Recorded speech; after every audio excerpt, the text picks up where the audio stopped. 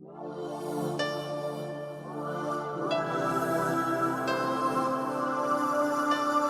tell you a little bit about fish food, because the quality of fish food is where it all starts to have high water quality.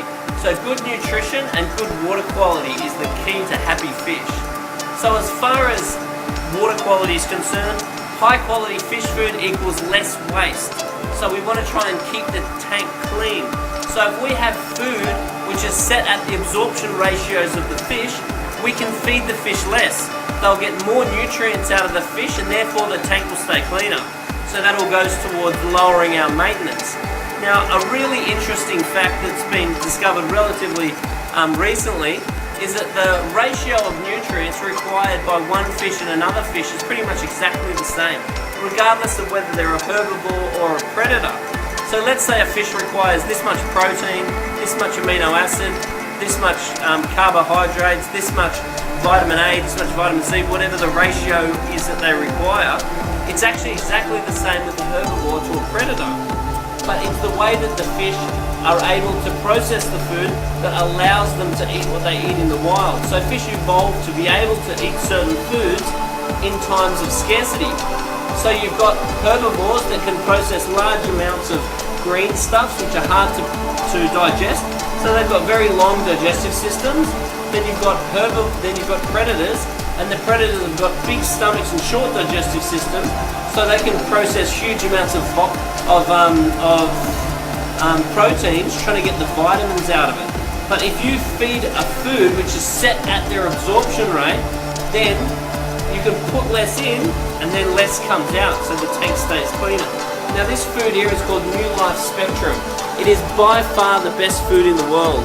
Now most foods, the aim to produce the food is to get a perceived value of quality, put the product on the shelf as cheap as possible to try and increase profits and return investment to shareholders.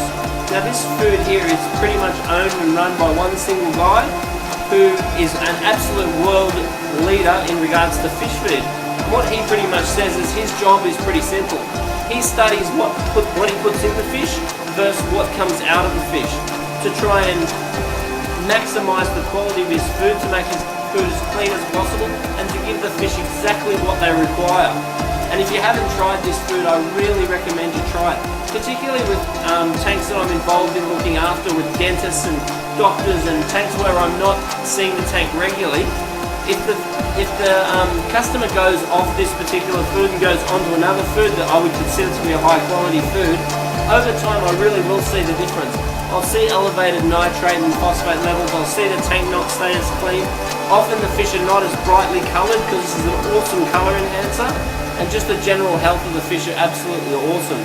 So quality of food is absolutely everything. And there's a big debate about variety versus quality. People will say, well, if you just try a whole range of foods, you're better off. Well, not necessarily, because once again, fish are after this various ratio of nutrients. And if you can provide exactly the ratio of nutrients within one food, then what's the difference between feeding this one day, another food another day, and another food another day, or you're getting those foods, putting them all in the blender and then feeding them as one particular one. So this food is actually better than feeding a variety of foods.